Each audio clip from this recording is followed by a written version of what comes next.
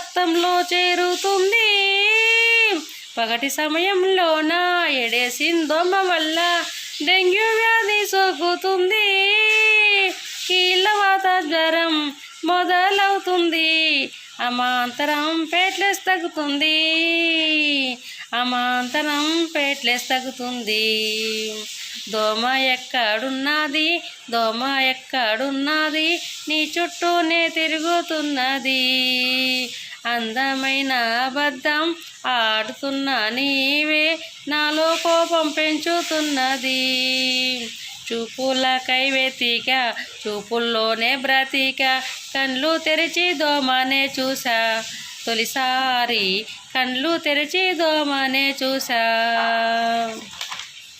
కూలెక్స్ దోమ వల్ల మెదడు వాపు వస్తుంది.